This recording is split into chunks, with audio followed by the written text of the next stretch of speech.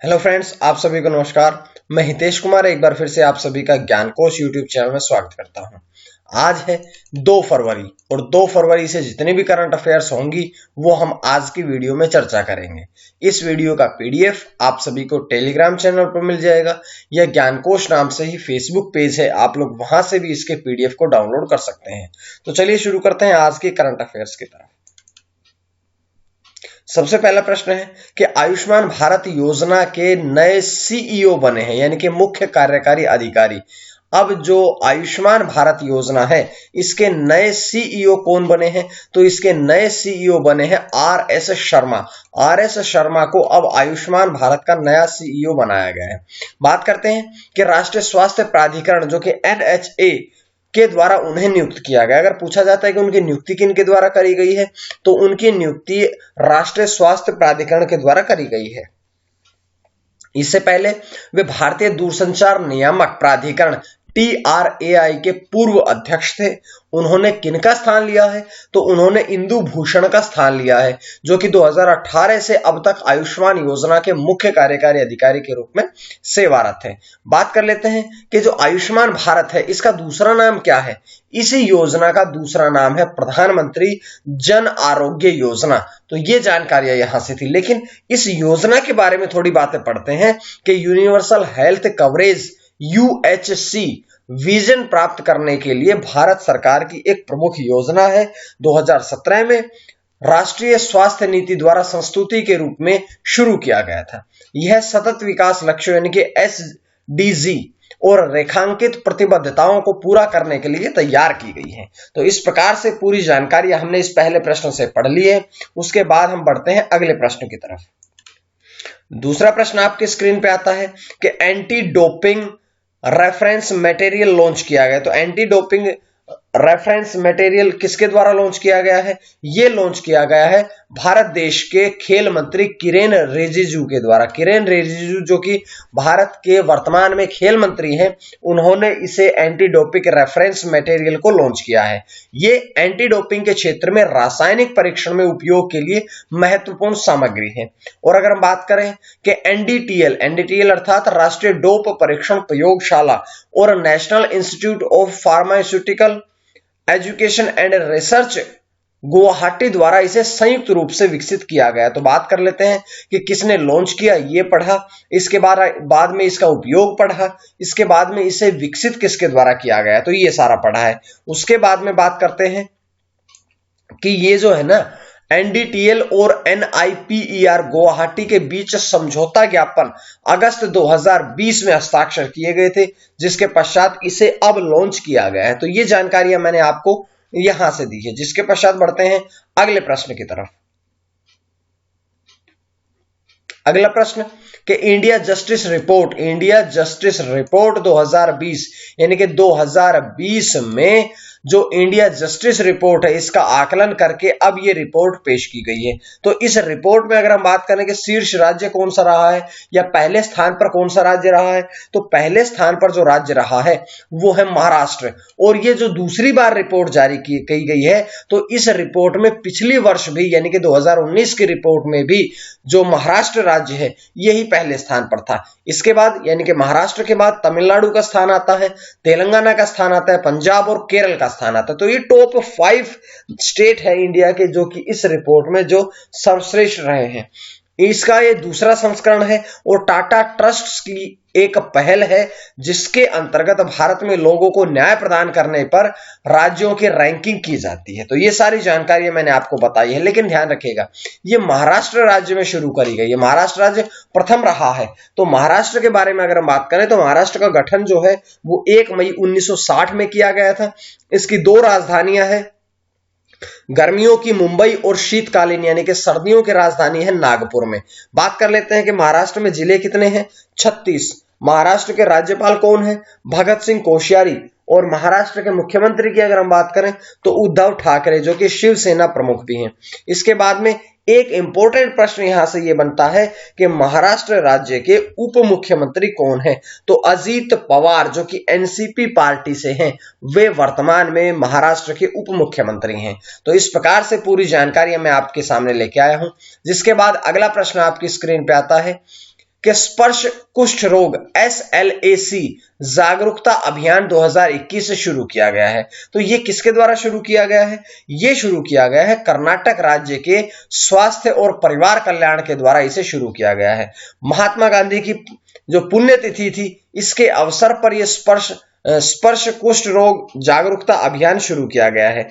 इसके बाद एक इंपॉर्टेंट बात यह है कि यह पाक्षिक कार्यक्रम है जो कि 30 जनवरी से 13 फरवरी तक यानी कि 15 दिवसीय कार्यक्रम रहेगा। ये यानी कि 2 साप्ताहिक कार्यक्रम है।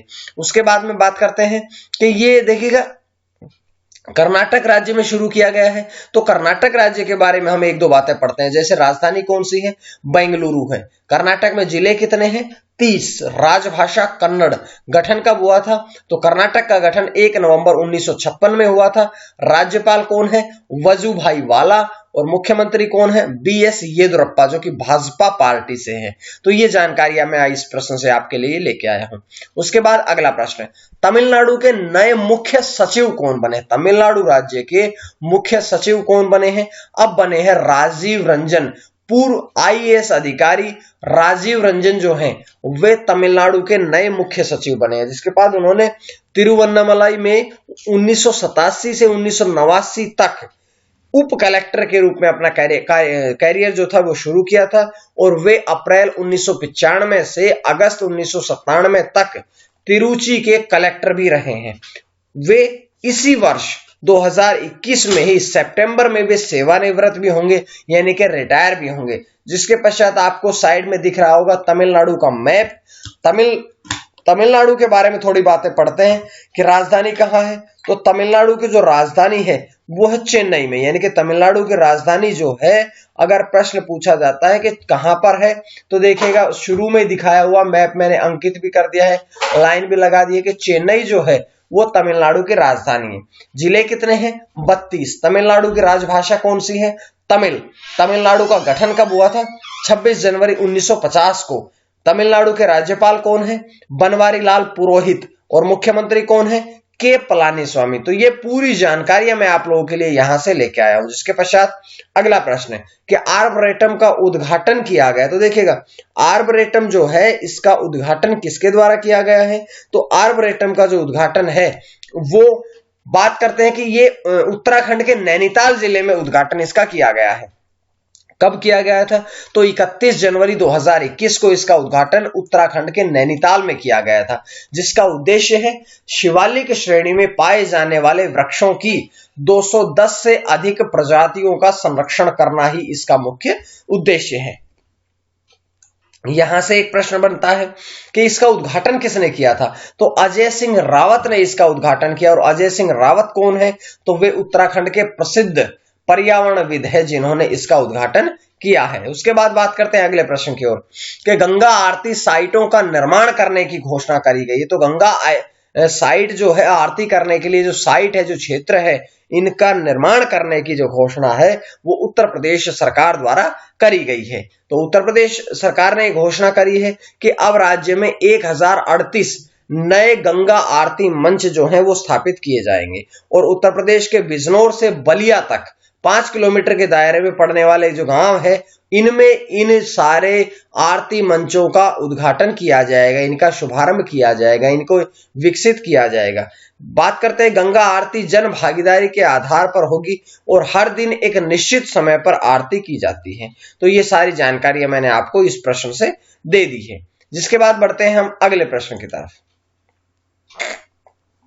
कि अगला स्पेसएक्स वाणिज्य चालक दल मिशन लॉन्च होगा। तो ये जो अगला स्पेसएक्स वाणिज्य चालक दल मिशन है ये कहां पर लॉन्च किया जाएगा? ये सबसे पहले तो बात करें कब लॉन्च होगा, तो ये अप्रैल 2021 में 20 अप्रैल 2021 में इसे लॉन्च किया जाएगा। और अंतरराष्ट्रीय अंतरिक्ष स्टेशन के लिए 2 परिचालन स्पेसएक्स वाणिज्यिक चालक दल मिशन का आरंभ होगा। ये यूरोप के ESA, जापान के जाक्सा और US के नासा से अंतरिक्ष यात्रियों को लेकर के अंतरिक्ष में जाएगा। जिसके पश्चात बात करते हैं कि 4 अंतरिक्ष यात्री क्रू 1, अंतरिक्ष यात्रियों की जगह लेंगे जिन्होंने 1 नवंबर को एक संचालित क्रू ड्रैगन मिशन पर स्टेशन के लिए उड़ान भरी थी। तो इस प्रकार से पूरी जानकारी यहां से मिली, जिसके पश्चात बढ़ते हैं हम आज के प्रश्न की तरफ। तो आज का प्रश्न है आप लोगों के लिए कि फेसबुक के पहले मुख्य अनुपालन अधिकारी यानी कि सीसीओ कौन बने हैं। तो ये पूरी इसके बारे में आपने जवाब देना है, अपना कमेंट करना है, जिसके पश्चात बढ़ते हैं हम कल के प्रश्न की तरफ। कि कल मैंने आपसे प्रश्न पूछा था कि दुनिया का 8वां गैर अमेरिकी थिंक टैंक कौन सा बना है। तो ऑब्जर्वर रिसर्च फाउंडेशन जो है ये अब इसका 8वां थिंक टैंक बना है दुनिया का, जो कि अमेरिका से अलग है, गैर अमेरिकी है। तो ये जानकारी मैंने आपको यहां से दी है। उसके पश्चात बढ़ते हैं अगले प्रश्न की तरफ कि भारत का 8वां अंतरराष्ट्रीय रेशम मेला, इसका उद्घाटन किसके द्वारा किया गया है। तो इसका उद्घाटन किया गया है स्मृति ईरानी के द्वारा। और वर्तमान में स्मृति ईरानी जो है वे भारत की कपड़ा मंत्री है। भारत की कपड़ा मंत्री स्मृति ईरानी ने अंतरराष्ट्रीय रेशम मेला का उद्घाटन किया है। 31 जनवरी से लेकर के 4 फरवरी तक यानी कि 5 दिवसीय कार्यक्रम है और ये इंडिया इंटरनेशनल सिल्क फेयर द्वारा आयोजित किया जा रहा है। तो इस प्रकार से पूरी जानकारी आप सभी के लिए यहां से मिली है, जिसके बाद बढ़ते हैं हम अगले प्रश्न की तरफ। अगला प्रश्न आपकी स्क्रीन पे आता है कि स्वास्थ्य बीमा योजना का शुभारंभ किया गया है। तो स्वास्थ्य बीमा योजना जो है इसका शुभारंभ किसके द्वारा किया गया है।